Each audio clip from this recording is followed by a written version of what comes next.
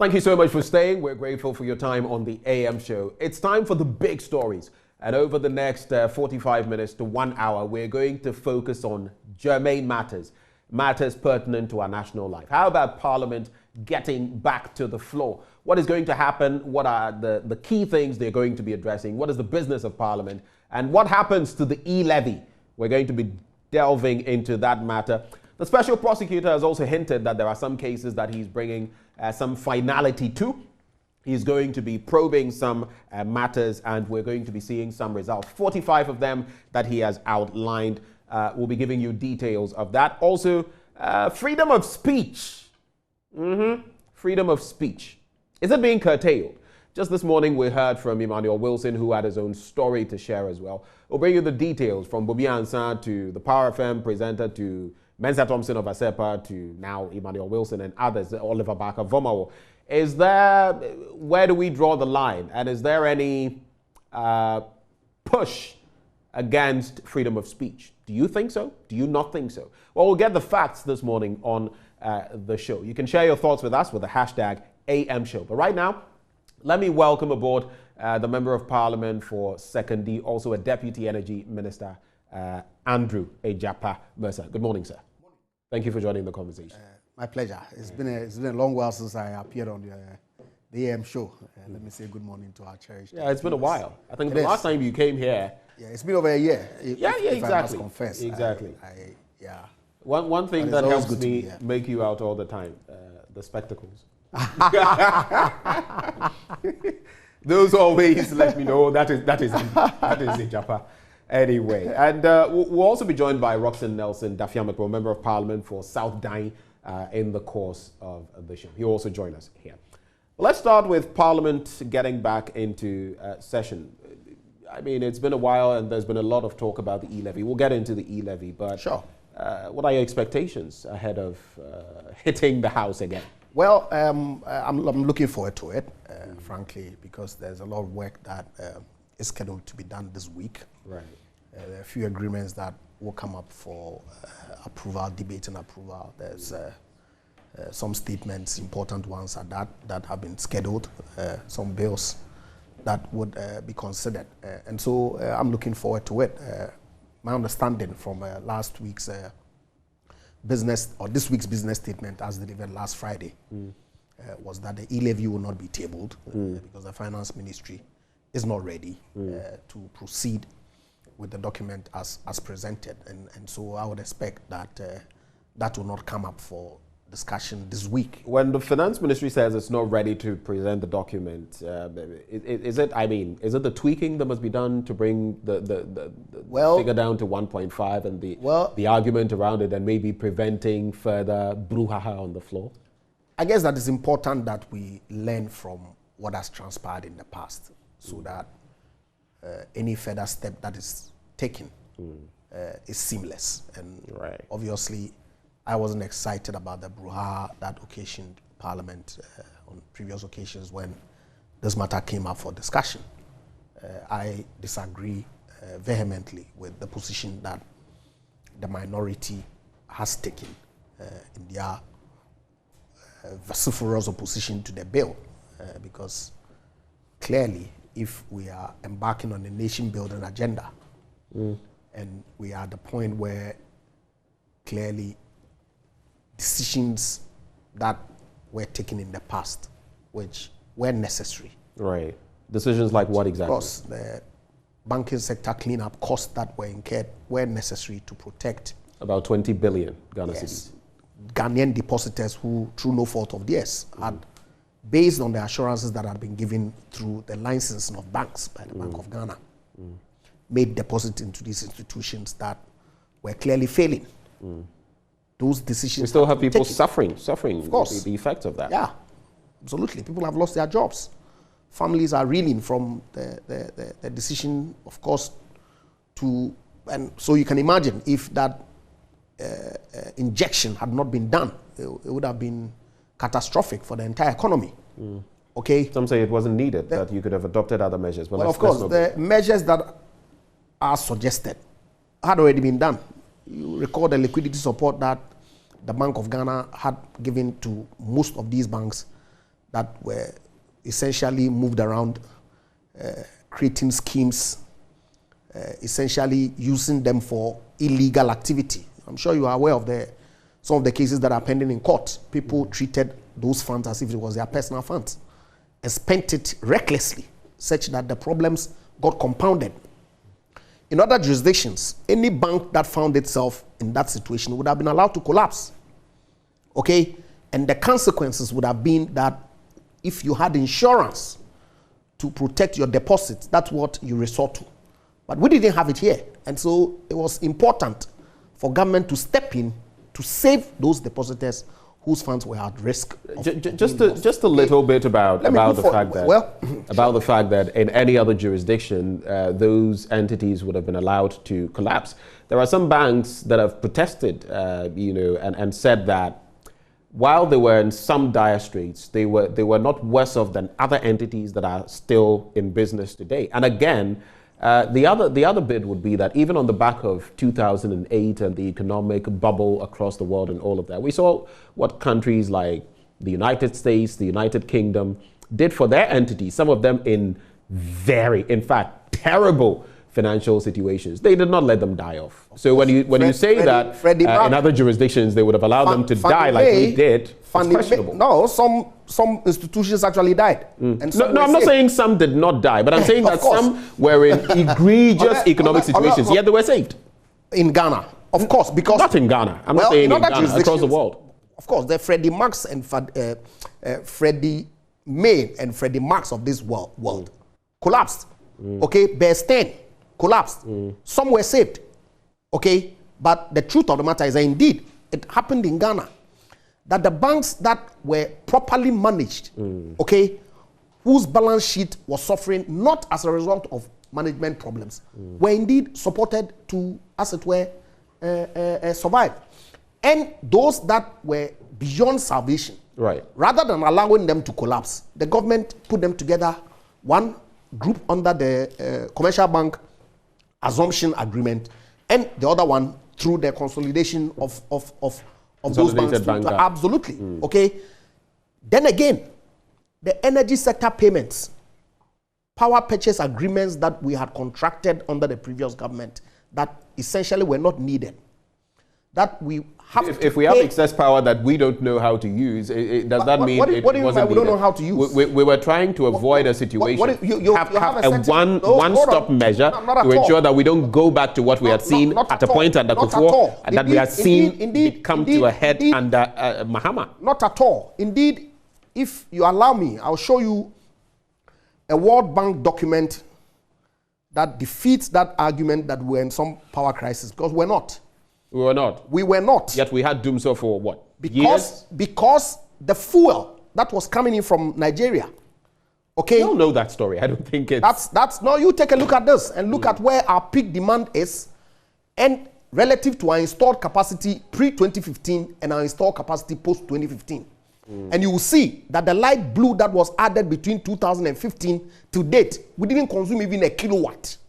We didn't consume even... Look at the document. I've showed it to you. You look at it. Is it because of a failure in terms of implementing? Because there is no country that can say that electricity, which runs every economy, is useless. Can you say that? But of course, the fact, as I've depicted to you now... No, what does it tell you? No, let's the question no, I don't have to... I see it as a rhetoric question, okay? No, it's not rhetorical. I have shown you here now a document that depicts the fact. Let's speak to that. All the power that was added between 2015 to 2020, we didn't consume even 1 kilowatt. You disputing this one too? But we had to pay for it. So the simple bit is, I do understand. And absolutely. We don't have conversations about paying for what we are not using. Absolutely. But the point is, when you inherit something like this, and some others too have said that, look, you came and you added practically nothing for many years when it comes to our grid. Maybe on the back of this. But what do you do with excess supply? That assertion what do you do with excess supply? No, let's not even go there. I'm saying that some people suggested we don't necessarily need to. You don't have to respond very well.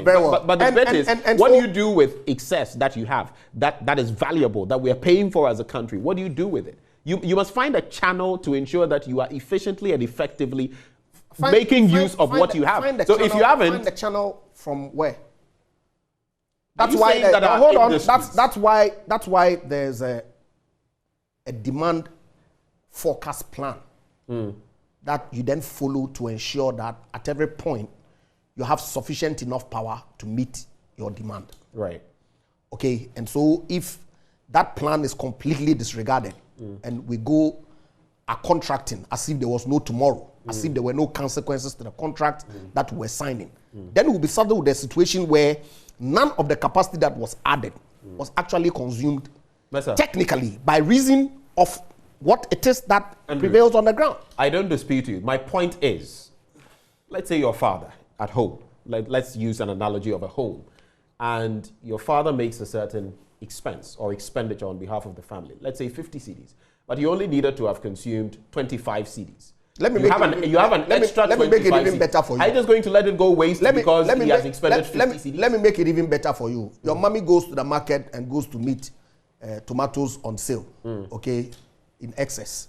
Plenty. In secondary, we used to call it fadebeji, right? The small ones. Right. Okay. Right. And she has only one fridge at home, but goes to buy one truck of tomatoes and comes to put it in the house. And you're telling me that your mommy should find a use for the truck of tomatoes that she's bought and brought home merely because she's bought them? Are you saying that maybe just because you have one refrigerator, you cannot find out from neighbors whether they would like to purchase the tomatoes so that you can but if your neighbors not lose everything? But tell me what informs a decision to embark on a business? You need to do some analysis. You need to find out whether there's even a demand for the product that you intend to sell before you then look for the capital to go and invest. Is that not how it's done? What about the instances where that is done, or there's a failure? There's a failure to do so. No, I'm saying that in every bad situation, look, there's a way out. Have we saw that? I have pointed out to you a particular document that was not generated by me that demonstrates that indeed and in fact all the capacity that was added between 2015 and 2020 was excess, not required. We needed to pay for power that we didn't need, and that came at huge cost to this state. Right. Fact. Okay. Now, it's also a fact fast forward 2020, and we get hit by COVID-19. That then goes to compound these two issues that I've just mentioned. And you get hit by COVID-19, and you are saying that you're giving free utilities and all of that, and maybe if we had these excess supply, we wouldn't have found ourselves, if we used them in a certain way, wouldn't have found ourselves in the quagmire that we found ourselves in on the back of COVID. It would be good for you to suggest the ways that it could have been used. I have suggested some of them to you already. No, but of course, I mean, they are not borne out by any factual basis or... what is not borne out by any factual basis? But I've indicated to you a document that shows you that you have a certain demand and supply mix. Your supply far exceeds your demand. Yet, government went out there to contract more supply. Right. And you're saying that you ought to have found a need for how many years has it been? We're still paying. How many years has it been? Does it logically just speak to the facts that we are supposedly expending all this something that we've failed to use? All this power is still excess. What do you mean by you fail to use? If there's no demand for it, industries are growing. But of course, industries are growing. That's why the trend. That's why the trend. Late last year. That is why the trend. That is why the trend power for a long time has moved up, because it's growing. It is not static. The demand curve from the document is not static. It's growing to the point that you can see that we have now begun to eat into the excess that has been in place in 2020. These are facts. Let me quickly do this. And it's interesting that we started off like this, because we aren't talking energy matters, so to speak. Of course. But of course, you brought up that bit. As part of the problems that this country has had to deal with. Huge sums of money in excess of $500 million per year has been paid at some point to meet these expenditures that you are contractually bound to pay. Let me quickly get the take of Roxanne Nelson Dafiamekpo on this bit about. I know that wasn't tabled for the discussion today, but this is something that often comes up on the floor of Parliament. So the excess supply that we have when it comes to our power generation. That is what we've been deliberating on. And basically, in their stead, if your administration were still in power, what do you think you could have done differently to harness it? That is the thrust of everything we've been saying. And I'll give you 2 minutes on that because that's not the main conversation. You know, because he's had the whole day. He's not had the whole day. He's had the whole day to deal with this matter. And good morning, my brother. Good morning. Good morning to our viewers. I am. Angry the people of Pebe. Yes. Taking Pali Pebe Tongo. Good morning. When you are out of time, that's all you do. Now, I am happy for one thing that my brother today says that we didn't have power crisis at the time. And it goes to, as it were, lend credence to the fact that we have resolved the energy issues. Now, he made a point, a very interesting point, and I'm sad that it's come from him. Look, there's no way we could say that we had excess and we didn't have need for it. In our own budget statements every year to Parliament, when you go to the energy section of the budget, there are indications that we bought power from Ivory Coast where we needed it. There's indication that we're supplying to Togo when they need it. In the budget, I'm not saying it. So why can't we sell power to Togo and generate revenue? When indeed we are expending resources to improve the supply line to Togo. He's the Deputy Minister for Energy. You want an answer?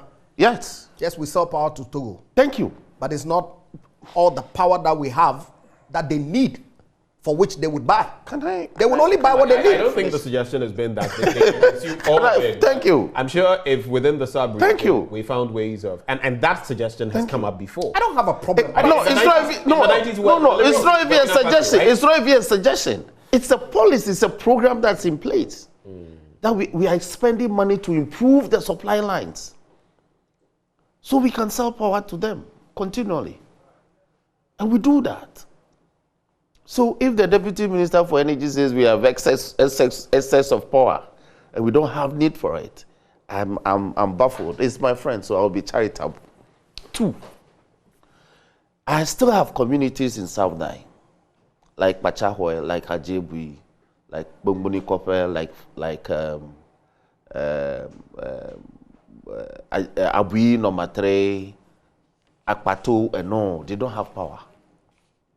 So under the expansion program, when you say they don't have power, yes, we don't. We are not linked. We are not linked to because I know there are the national grid. We are not linked to the national grid. Right. There have been several applications to do that, and it's not. And this is not limited to South Nile alone. There are so many other districts with communities that are yet to be linked. Now, if we have excess generation of power, you will expect that government's policy towards ensuring 100% rollout in terms of electrification to our communities would have been quickened. I don't see that happening. So why do we have excess supply of power? And yet we are not rolling out policies to be able to connect communities so let's wrap that will make use of this power. So you've suggested something. It's important that I respond. No, I'll give you. That's what I'm about to do. So that simple points. Yeah, but we cap off. No, I don't have a problem. I mean, it's important that we provide. So this two crucial points. So this attempt to bastardize the NDC for acquiring several other sources of power to be able to serve the nation, we didn't have need for it, and yet we are paying for it. So it's become a burden onto the nation. It's a zero-sum argument in economics. Point made. Not at all. Point made. So two things. Just to reiterate. I remember reading some years back about this community where for centuries in this country had not had electricity. They were having electricity for the first time. I've just forgotten the name of the community. We can always check. These stories were in the media. But 2 things, apart from some of the things we've mentioned. 1, supplying to other countries, which you are doing in the first place. Why aren't you capitalizing on that, or maybe trying to? The point that I'm making, you don't seem to get me. Look, if they have a need, can I reiterated the point several times. I don't see where you're going at all. You are already supplying them from time to time, the Togos, the Benins, and other countries, even Burkina Faso from time to time. Yes. is there the opportunity for more output in these countries? That is one. That is one. And the second bit is, right in our country, there are so many communities that have never been connected to the national grid. Are these opportunities? Let me deal with the local issues. Losses. Indeed, we have 86.63 coverage, electricity coverage, national access. It's one of the highest in sub-Saharan Africa. Okay, the only challenge that we have in reaching 100%, that's why we're introducing off-grid mechanisms to ensure that, especially the island communities and communities that are difficult to reach, okay, is also brought onto the national grid. So it's not a matter that government is abandoning the last mile, okay, of some 10.4 or so % of Ghanaians who do not have access to electricity. Indeed, 13. well, 13. I said 10. That's large. No, it is. That's large. But we've done 86.63% as of October 2021. You know, as a matter of fact, that the Rural Electrification Program, National Electrification Program, is still ongoing. The President has committed, and we are working at ensuring that we achieve 100%. But it's not all of them that can be brought onto the national grid, because you will see communities, especially in the north, that are far and wide from each other, such that it doesn't make economic sense for you to extend the national grid to those communities. So in essence, how long are we going to leave? Is to put in place. Of course, they are not being left to languish. I'm saying that you deploy other off-grid mechanisms to ensure that they have access to energy, such as solar, which is being done. You know, the island communities in the Volta. You haven't given me any. Of course, you've put in application to the ministry, and you know that it's being worked on. Okay. So don't sit here and make it look as if. So a lot of work is being done in that space, and very soon we would ensure that the entirety of. Let's get to other matters. But the point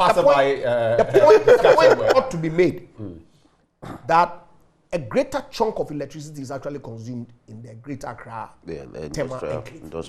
Which is why when we started, I was talking about industry. And yes, it's true. And so, even if you cover the whole of Ghana 100%, per the mix that we have today, there will still be excess that we have to pay for. Great. At least we wouldn't have the sort of excess we have now. No, I don't have a problem, but I've showed the document. If Togo and Burkina need only 100 and you have 5,000, you're going to force it down their throat. You are rolling out a lot of industry. Thank you. So it means you are not building industries like you're suggesting. The issue. That's why I said that I was surprised with the kind of position that they take with respect to revenue measures that will help in building the kind of foundation that we all want as a country. Because the problems that we find ourselves in today cannot be regular on budget year on year. But haven't you said that you've renegotiated even made benefits for the country? But of course, some have been renegotiated. How did you do that if this is still a problem for us? I am moderating this discussion. Please allow me to moderate. Okay, we shall take a break and then you take over the show. No, I'm okay. It's okay. I want to cap off this bit with Ashiru Zachariah, who sends this and says, I can't read the first part because it is not in good taste, but you say, addressing Ejapa Mesa.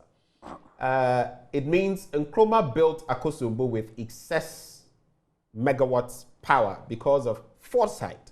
It tells that governance is not thinking in a certain direction. I've tried to. But I would respond to him that those were not we all know that or pay. No, I don't have a problem. Was put up. But the circumstances we did not have the need for all that power. That's why they built Valco. Okay. To consume the power that Akosombo was going to generate. Right.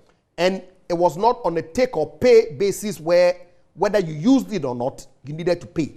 That is the circumstance that we find ourselves under these present circumstances. I'm not necessarily condemning additional power, but I'm saying that the way and manner that it was done, it brought huge cost to the state that needs to be paid for. Okay, and that has been paid. That has occasioned some debt that needs to be paid for. That's all. And we're still paying for it. Of course. Yes. These are matters of fact. So, Parliament, in terms of you are not being fair this morning. Akakpo. Now, let's not again. Now, the floor of Parliament. It's going to be an interesting week, isn't it? But the E-Levy seems to be nowhere to be found when it comes to government business. I was just interacting with Ejapa, and he was mentioning that, of course, the finance ministry has to go through the motions of retabling this entire. It's become a bit murky, isn't it? With withdrawn, with not withdrawn, it's 1.5. We have to work it out and bring it back to the floor of Parliament. But how do you feel about that entire development? 1.75 now to 1.5, and has it shifted your stance any as a minority? First of all, it's totally needless. Totally needless. What is totally needless? I'll make the point. It's totally needless for government to return to Parliament to say, I want to withdraw the bill, and really because I want to vary the rate. It's completely needless. In fact, it's an abuse of procedure.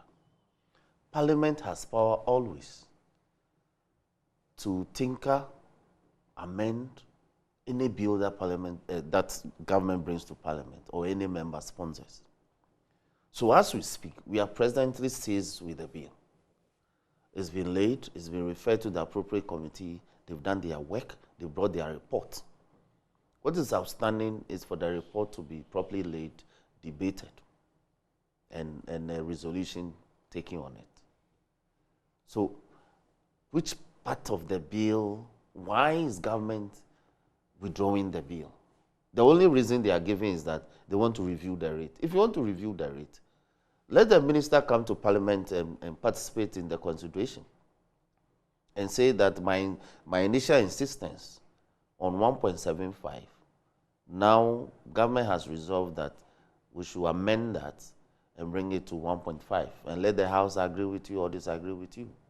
Why should this be a basis to withdraw a whole bill that has been urged upon the House to be taken under certificate of urgency? And the report has been outstanding since before Christmas. So it's not fair to the time of Parliament and its resources. And this is my point. The constitutional provisions are very clear. When you bring a bill, and yes, you have the power, whoever sponsors a bill has the power to withdraw. Yes, but the basis of the withdrawal has to be reasonable. And do you think in this instance it's not reasonable? Unreasonable? It's so unreasonable and needless. But there are changes to be effected. Which way? I mean, the provision 1.75 is no, they are not 1.5. changing. They are not changing the philosophy behind the bill. They are not changing the principles. The only reason they are citing to change the bill is the rate they proposed, from 1.75 to 1.5, and Parliament can do that. Mesa was pointing out a short while ago that they also want to, via the Finance Ministry, avoid some of the altercations that we have seen on the floor of Parliament. The withdrawal of the bill won't solve that. That gives you ample time to also, have a bit They've had ample time. They brought this bill in December. We worked on it quickly overnight. It was late. It was supposed to have been taken the day we rose. It didn't happen. We've been back since the 25th of January. And today is the 15th of February. What ample time haven't they had? And that every day they are telling Parliament, depending on circumstances, so they are just playing games. It's a government that is running away of its own program and business. And look, it ought not to be entertained. Let me come to Ejapa Mesa. I'm sure you don't agree with Roxin on the points he's making, but why has it taken so long? At the same time, while the E-Levy is not passed into law, you are bleeding, so to speak. That's what we've been told. Our economy is bleeding. Some of the ratings agencies have given us negative, outlooks on the back of not being able to pass the E-Levy. What is halting the process? Do you have what it takes to push this through? I think so, except that you see when the whole narrative is, if you like, laced with some malice. Okay, especially from our friends on the minority, who then went out there and painted the bill in a certain light, such that the greater majority of the people who do not understand what it is that the issues really are, then rise up, if you like, and oppose it. Then it's important for government to put some brakes to the procedure that then leads to the passage and engage and explain what the rationale for the decision that government is taking really is and why it's important that we all support the bill. And so that exercise... You're referencing the town hall meeting. Absolutely. And several engagements that we've been doing on media to explain that, look, yes, this is a government that the vice president indicated that we're not in support of taxing mobile money transactions. But we are at a crisis point, if you like. Crunch moment. Of course, there's no denying that our economy is challenged. Reasons why we are where we are, I've articulated some on your show. You recall the below-the-line reporting of some extraordinary expenditure items attributable to these energy sector payments and the banking sector cleanup that we said because it was not our regular budget cycle, we're going to exclude it so that we can monitor what our real performance is. They accused government of hiding figures. Hiding figures in a document that in itself disclosed the figures. You recall? The IMF came and said that, well, we are aware of the mode of reporting that the government was employing. All that below the line reporting has now been brought above the line. And of course, the COVID expenditure has compounded it such that our debt to GDP ratio is inching close to 80%. It's a fact. That obviously points to a challenged economy. Now, what is the plan to get us out? Is to raise additional revenue and cut expenditure without necessarily going to the IMF, for example, to take additional debt and still raise additional revenue. That's all. And so, that's why I said that I'm surprised that they would object to the E-Levy, because most of the issues that has put us where we are, some of it can be attributed to the mess that they left behind that this government has had to clean. I agree. After 5 years. It's a continuum, you say. And the issues will not cease. Okay? At what point, let me just, yeah, sure. It's just an interesting bit. At what point will we stop blaming previous administration I'm stating matters of fact. I'm not blaming. Economic I don't have a problem with... That's why they were ousted. I agree, but it doesn't take away the causes or the effects of their actions. It's on our books. And this government is carrying it. As we all call government a continuum. But we have gotten to a point where, because of those obligations that we need to bear, we need to raise revenue to pay for them. Is the E-Levy the only alternative we have? It's not the only alternative. It's one of the handles. But you see, even if you look in the budget and the revenue handles, the E-Levy is even less than 10%. But because of the budget rigidities that we run, where only 3 budget line items take 140% almost of your total tax revenue. What it means is that you are using other revenue to supplement even the 3 items. You are left with no fiscal space. And if you want to stimulate growth, you need to invest in critical areas of the economy. And if that revenue is not there, how can you stimulate the growth that you require? And so it's important for us to raise additional revenue handles to ensure that we stimulate the growth and, of course, the key items that have been outlined that this E-Levy will be used for would obviously go into that regard. And so I'm surprised, really. Unless, of course, they have some other motive that then going into your opposition. As for obviously because otherwise, I don't see it. As for obviously going into those areas, we know administration in, administration out. Hold it. We've had promises made. I mean, we've had billions to play around with that we said we would use for this and that have not necessarily been used in those areas. So I don't know about how 7 billion will be the panacea to our problems and be strictly channeled in the areas. I mean, that one, I don't think any administration can even say that there's any program that we've strictly channeled whatever funds we said. It will be very difficult. That's why the role of Parliament is to ensure that strict accounting for that fund, okay, is put in place. And so the finance minister has indicated that, well, we're potentially likely to earmark it and provide quarterly reporting on how we've expended the fund that is coming into the E-Levy. Okay? That's a useful step forward. But I'm saying that we are where we are. Right. And we can pretend to be ostriches or face the bull by the horn and deal with the issue. That's what we are calling on the people of Ghana to support us to do. Ghanaians, a lot of Ghanaians, and I always go back to the fact that we have had polls right here that have pointed to the fact that people, about 90% have an aversion, 9 out of 10 people, every 10 that you would count, have an aversion to the E-Levy. Let's even assume that Ghanaians were polluted. Let's assume by the minority. They confused Ghanaians and all of that. You've had ample opportunity, and people have said, look at the alternatives. The property tax, which you're working on, tax rates, property tax rates. Feed on that. Pierre Laporte has mentioned that we can go there. Cut the tax exemptions. Recently, I saw another one about $100 million with just at the start of this year. Cut down on that. We're still doing tax waivers, huge sums of money. Our own president said that if we were not careful, I think in 2017-18, in about 16 years, about half of our GDP would be going into tax exemptions. It's a reality. You look at waste, the Auditor General's report, over 12 billion Ghana cedis going into waste. No, hold on. Look. Why is it surprising? He's a member of the... No, why exactly is it surprising? No, because the statement you put out there is inaccurate. What is inaccurate? The statement that 12 billion gone to waste is inaccurate. Of course, I know it's a component. So many things. So be specific. But I am not the Auditor General. They lump it together. It's not my job to disaggregate that. He put separate headlines to each of the items. Did the Auditor General mention 12 billion or not? Plus. The 12 billion made up of what and what? The same components we are talking about. Debtors, loans. Of course, some irregularities were outlined.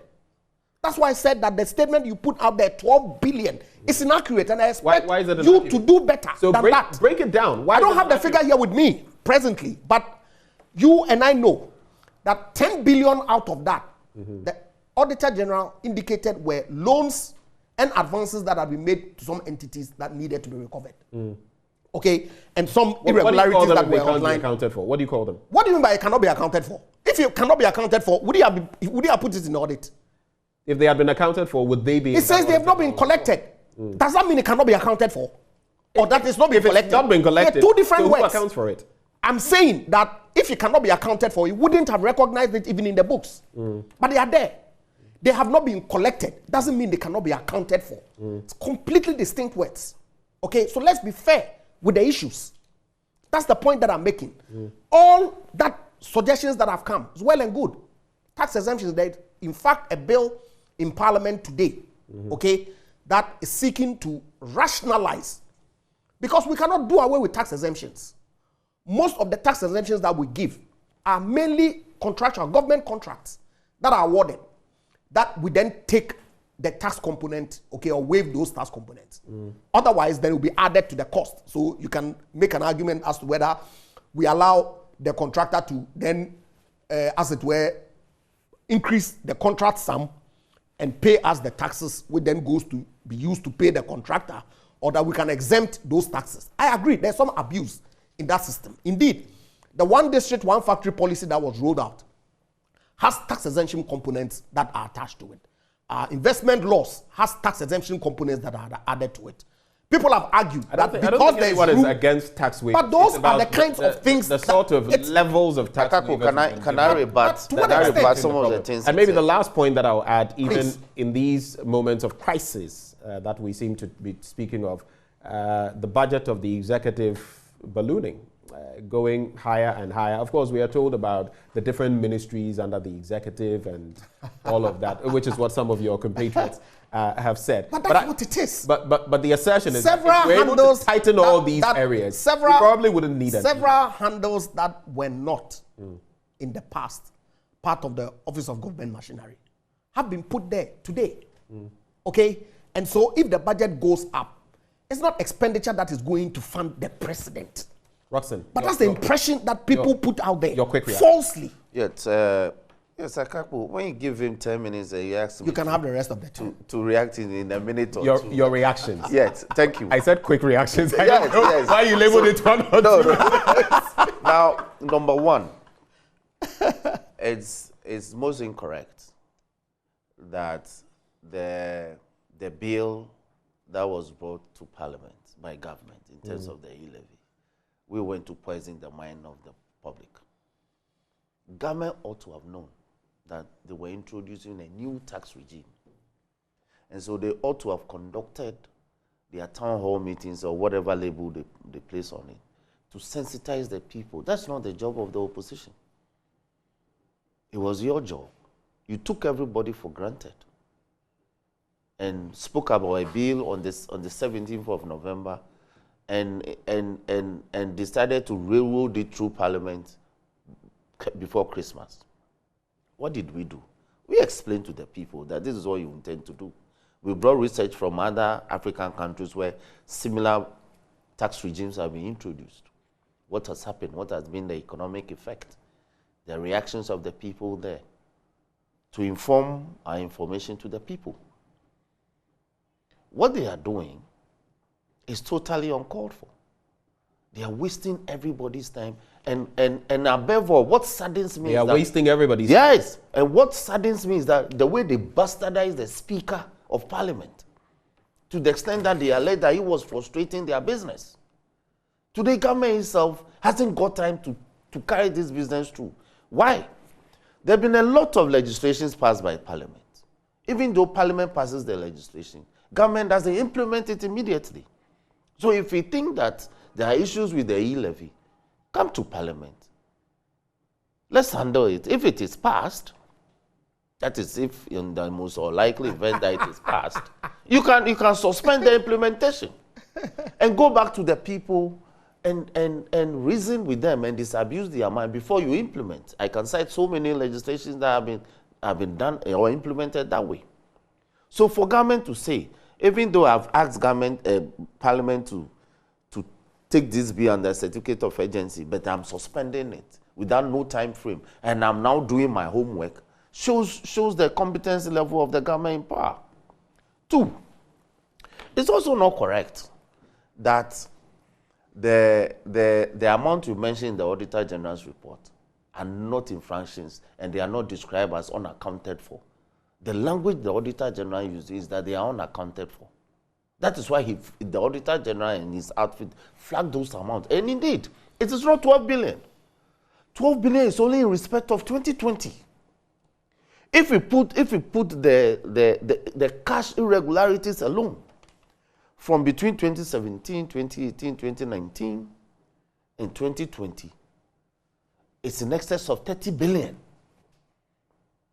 And I have all the Auditor General's annual reports to substantiate this. And the question you want to ask is, a government that is championing digitalization of government processes, trying to drive all government business through e-process, how come we are having more cash irregularities being recorded under this government? Why are we having more cash in the hands of government officials and public servants? So much so that when officials are giving money to conduct public business, they are even unable to account for it. For the Auditor General to discover some of these things. So it shouldn't trivialize this problem. There's a huge leakage, and the leakage is assuming astronomical proportions under their roof. Right. And we are not conjuring these facts. As we speak, we just had a session between Monday and Friday in Parliament, public accounts. If you hear the issues, judicial service, cashiers work for like 18 months without supervision. They collect huge monies from court filing fees and all that, judgment debts. People are fined, they come and pay. Cashier will go and deposit some and keep some. It takes Auditor General's report to uncover them, and then they abscond, they become a fugitive of justice. That's just one instance. Attorney General's office, there are infractions. Attorney General that is supposed to prosecute people for committing such infractions. These infractions are being recorded in their own offices. So government has to check the leakage. Now we've been told in respect of you asked the question, that would the E-Levy solve our problem? It appears that E-Levy has become like the free SHS. Everything free SHS, everything E-Levy. Today we are told that even if we don't pass E-Levy, we will not receive our salaries. Now, the E-Levy, when you ask them, what are the expenditure lines, the exact expenditure lines for the E-Levy? They are able to give you three line items. The rest, they are silent.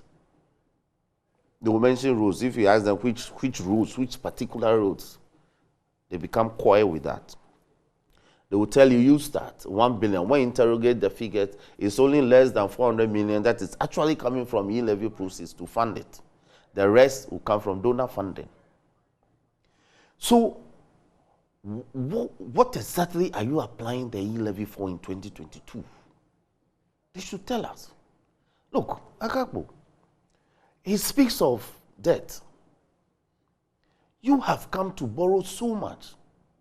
For instance, I'll give you one significant amount of money. Yes, point as we borrowed 256 million euros 2 years ago to do the Ashama Tema road to Adomi Bridge to expand it because of traffic.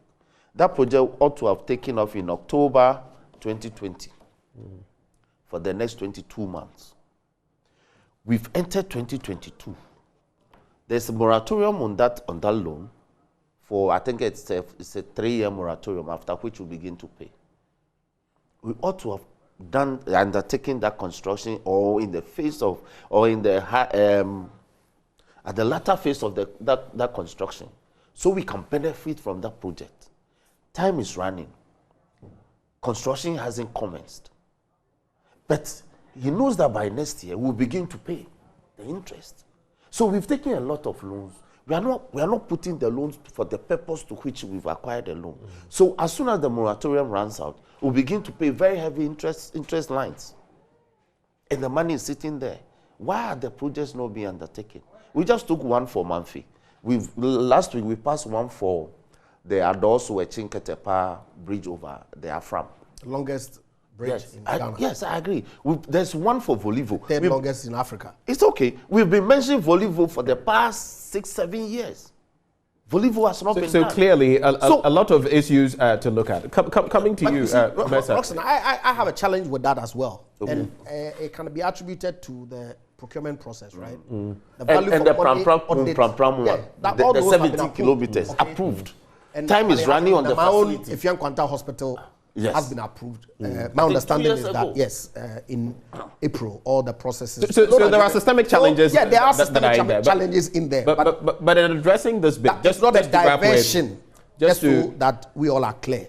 Right. It's not a matter of the funds having been diverted. No. That's because you use the word that... I think the thrust of what he was saying, so some of these, for example, once they roll out, they become self, fund generating. And once you've not even executed them on the funds, on the back of the funds you took, it means we have not even executed the project. Absolutely. You are now starting to pay, not getting benefits. And so it makes no sense. Like I said,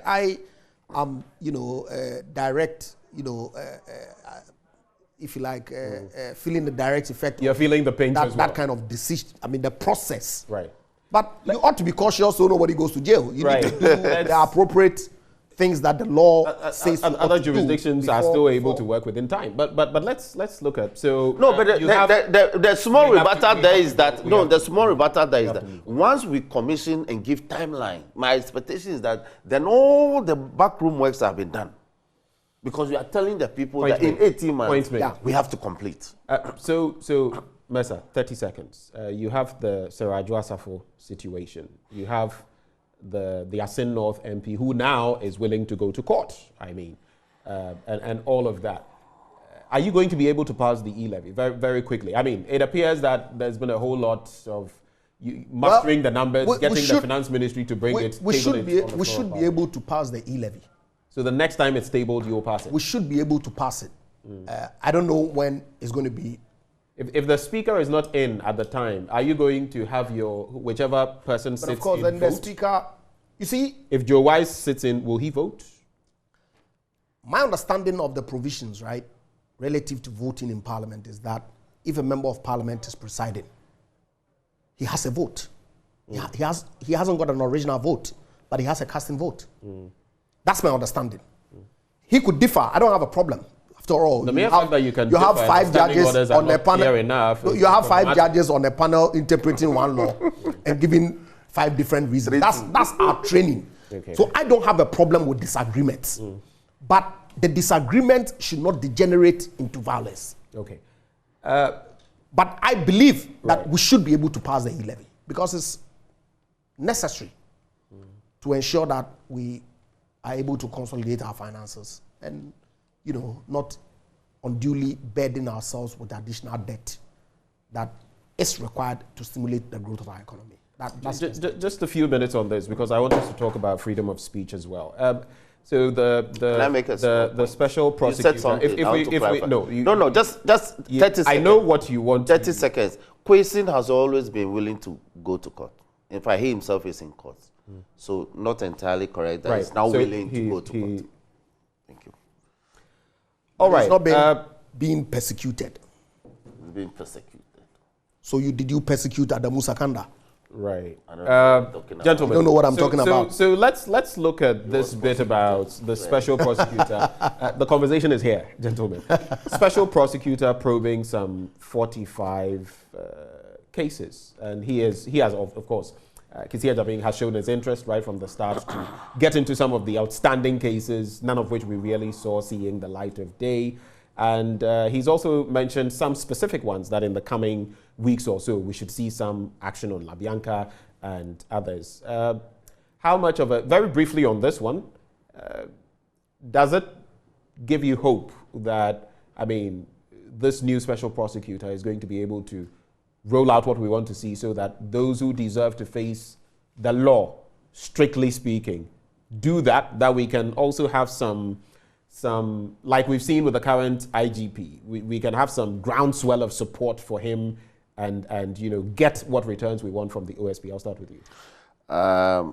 Quickly, I think the OSP is becoming too garrulous.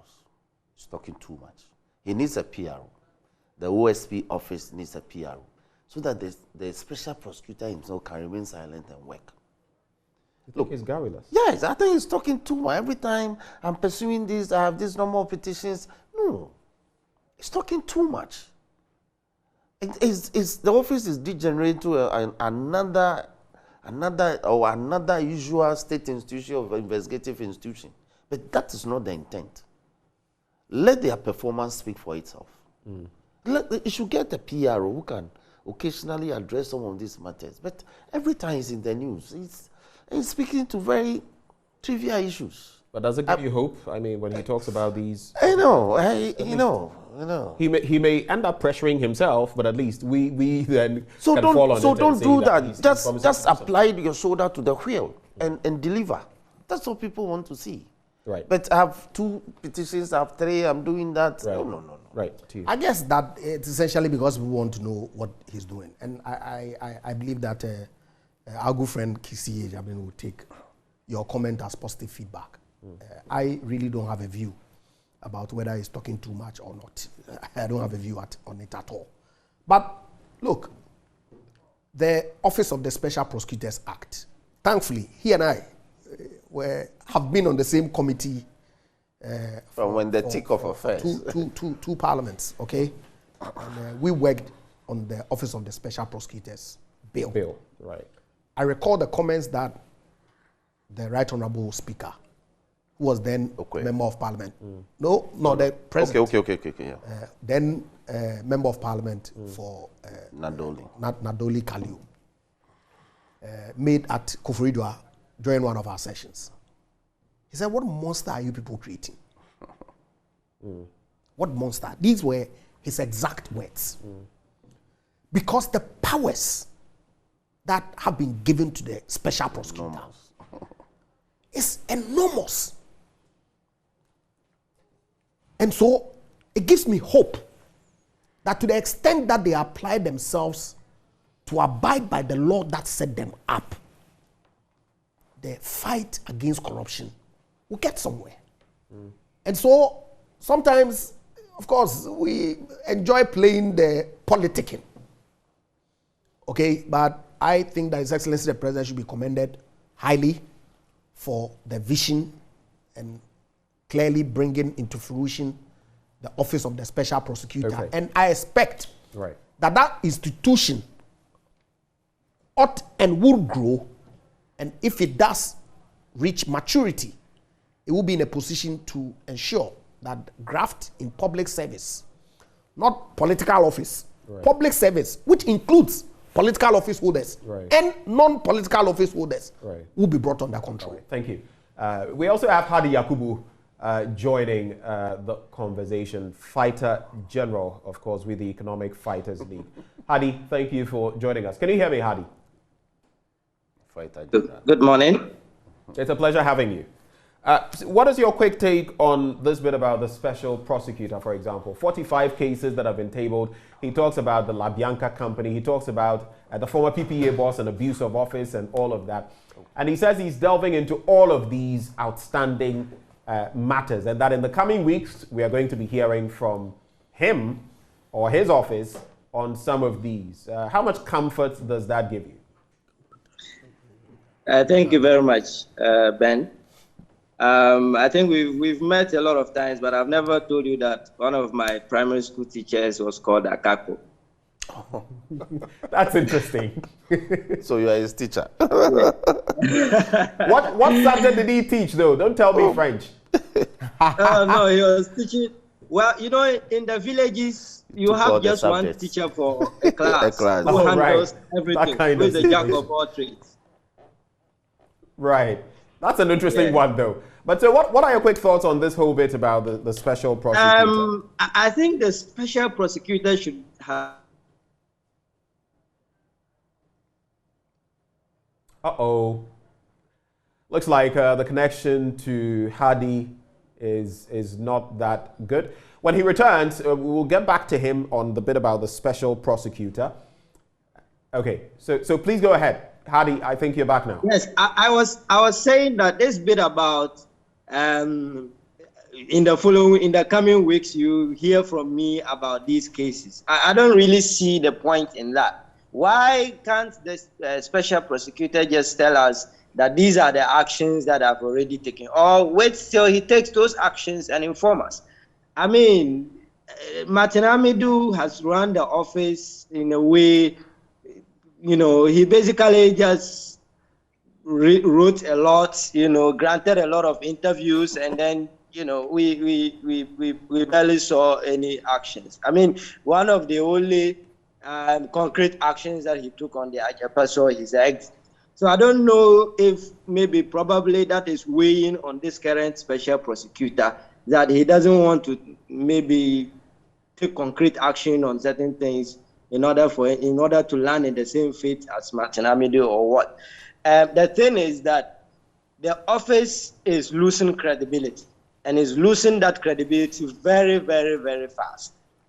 And therefore, all these cases that are before them, we need action on those. Corruption has become so endemic, and all the institutions that we already have basically failed, you know, to help in stemming the tide of corruption. And it is important that this special prosecutor office, even though its independence is also in question, can you know, give some hope by taking real action about some of these things. Clearly, the issue of resourcing the office and making it fit for purpose it's one thing that we can also gloss over. And if the government is committed to fighting corruption, then there would be no doubt that they would resource the office very well and make sure that it does the work that it is supposed to do. But going forward, it's important that I think the office of the special prosecutor, the structure of it alone also needs to be re-looked at. Because if you look at the political economy surrounding such things, you cannot have so much hope that an office that is literally under the office of the Attorney General, it is going to really be that independent in pursuing, especially politically exposed persons who are perceived to be involved in corruption. Mm. And so it appears in the room here some, I don't know whether to call it pessimism, but you say he should do more and talk less. Ejapa Mercer is more optimistic. And for you, Hadi Yakubu, it is mixed optimism, if I may put it that way. And you are calling for finances, logistics, basically, so that to empower the special prosecutor to do what must be done. Gentlemen, we're going there to is wrap. sourcing, but also the architecture of the office itself to wean it off the political control that the bill puts it under. Because I mean, clearly, if some of those things that it is supposed to do are supposed to be the office itself seems to be, if you look at it in practicality, under the office of the Attorney General, which is a political creation. I don't think it is very practical to expect. I can tell Ejapa Mercer disagrees with you. Of course, when you say the office of the Attorney General is a read Article 88 creation, of the Constitution. there are people who are sent there who are political appointees, the Attorney General, but it doesn't make the outfit itself, a politically manipulated creation, because in the absence we have this works in our Constitution. It is constitutionally backed. So you might want to stay away from that discourse. But let's quickly get into something else that is really topical, and I want to start with you on that bit. Are we being gagged? Are we being muzzled? And from journalists to civil society, now to even the likes of Oliver Barker-Vormawor, and he's being, put up for or being preferred with the charge of treason felony. How do you see all of this? Just this morning, Hadi, and for both of you gentlemen in the studio, I interacted with a former campaign manager of the PNC, Emmanuel Wilson, and he's also with the Crusaders Against Corruption. And he feels, for example, that on the back of statements that he's made on concerning the E-Levy, he is being hounded. He has been called, some sort of threat issued to him, and now he's living in fear, so to speak. How does that resonate with you, Hadi? Well, clearly, I mean, there is a lot of, I get a lot of calls, especially from people who will tell you, be careful about how you comment on public issues. You have to be careful about your own safety and things like that. So, I mean, things have escalated very badly in a way that does not augur well for freedom of speech. You cannot see all that is happening, the arrest of journalists for publishing false publication. I mean, what is that? Who determine? You cannot. So if I sit down here, Ben, and tell you something, that actually exists in our law books. Are you aware of that? Yeah, but I'm saying that is problematic to have even a law to say that if somebody publishes. So if I go on Facebook, or if I sit on Joy FM and then say that Ben is a woman, for instance, when clearly you are not a woman, that is a falsehood. Are the police going to come and arrest me and go and if you look at some of the cases, I'm not a lawyer, but I've heard lawyers comment on this and make so much sense about some of the things that are being talked about other people, which are clearly civil in nature. And then we have police people showing up at the door to just arrest people and say that you made a statement about so and so a person, and that statement is false. So when people's speech about other people become criminal? We cannot. So these are issues that I think are very grave. These are issues that I think are very grave because it is putting a lot of fear in the people. And all now and then, people send you messages and call you and tell you that you have to be careful about what you say. Why do I have to be careful if there is something that has to be said? Okay. I mean, you are going about right. You are going about to pass an E-Levy, which is basically an obnoxious tax on the people. And if I say it is an obnoxious tax, then you put me under some sort of fear to be to sort of cow me to keep quiet. I'm not going to keep quiet. But let's at least let's take this up a notch further. And I want you to be very brief on this point because I have to come to the gentleman in the studio as well as we wrap. Does it make any difference to you then? And I know as economic fighters, you've been working hand in glove with Fix the Country, and at a point you detached yourselves. But does it make any difference to you when Oliver Barker-Vormawor suggests, per his post, as some people have suggested, because there are different ways of looking at it, that if the E-Levy is passed on the back of the cake scenario, he himself would, stage a coup, so to speak, not reading verbatim what he said, and going on to talk about a useless army and some of the things he said. Do you think that is in good taste, or that is just another bit when it comes to social media and it shouldn't be taken seriously? No, there's two things here. There is an issue of expression of thoughts, and there's an issue of people have talked about intent, capacity to carry out whatever. I'm not going to go into that.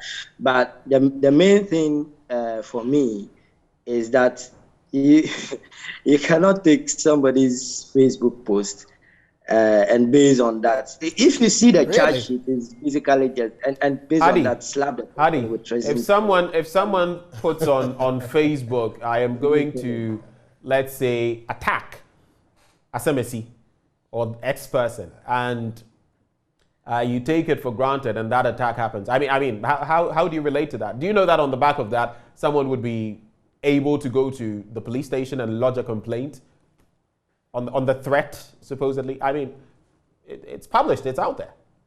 Yeah, but Ben, treason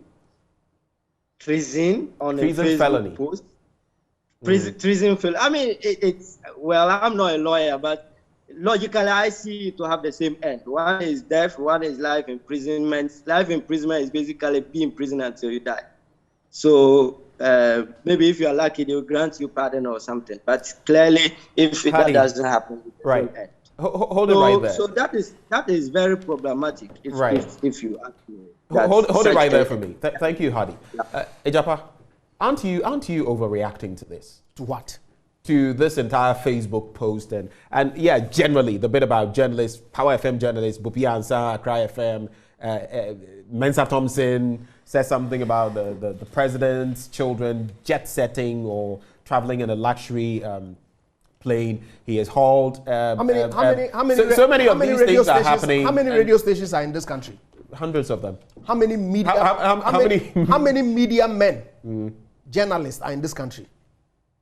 How many of them? How many of them have been arrested? How many have to be arrested before it's a cause of concern? Precisely the point. How many have to be arrested before it becomes a cause for concern? You see, we speak of freedom of speech. You sitting here this morning, you are interrogating issues freely. Has anybody come to arrest you? You're doing your job unhindered. And so are several hundreds, if not thousands, of media men.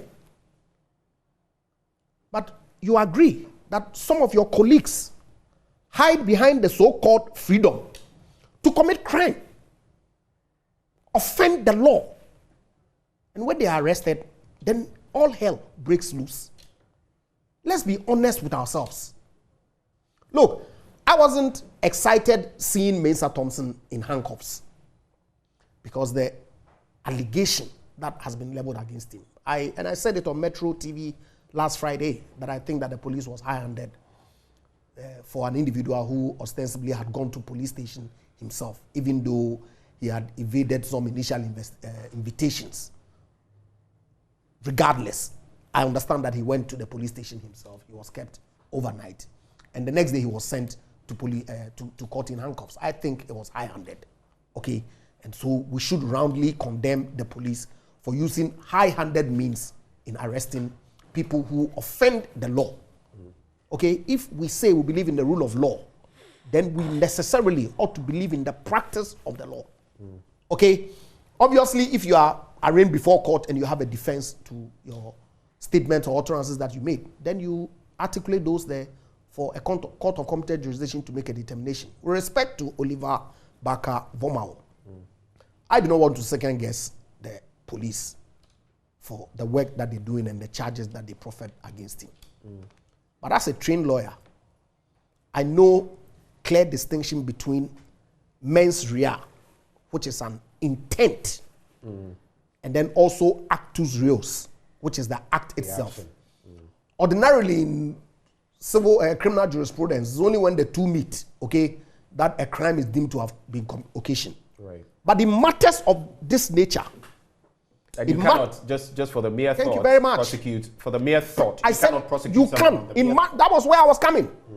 In matters of this nature, where an individual, it seems to me that the suggestion is that social media means irresponsible media, or that don't take us serious media. But it is a serious platform where an individual consistently evinces an intent, an invitation for the army to subvert the constitution. His post was clear, unambiguous. If this E-Levy passes after this cake BS, I will do the coup myself. Useless army. This is a man who sits on social media, uses his platform, glorifies coup d'etats in Mali, Guinea, and links the Ghana-Guinea-Mali alliance. Okay. But yet, we're sitting here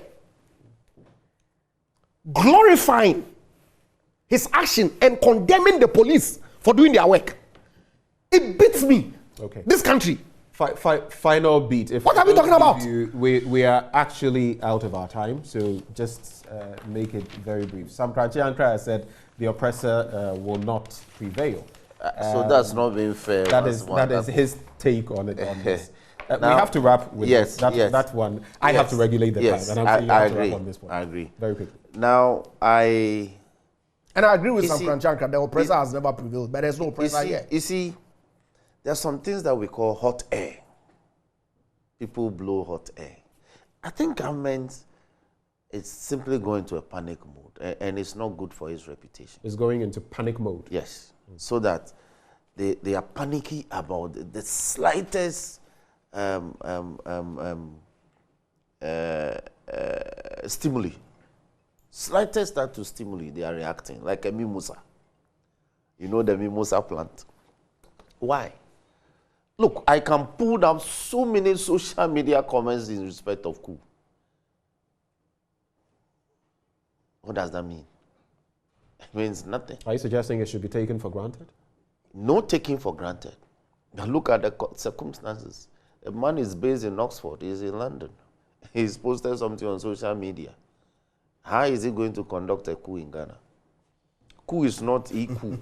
There's nothing like e-coup. I'm surprised that you see, you can there's nothing like an e-coup. Yes, you can charge him for offensive conduct. I am not saying which of the conduct is offensive. Oh, why? If somebody writes things it's it's final bit, no more banter. Yes. But to charge you use the word inciting? Oh, but to charge him under treason. Article 1917. Look, treason is the highest crime to commit against any republic. So even the trial process, it's not done normally like it's done with any other crime.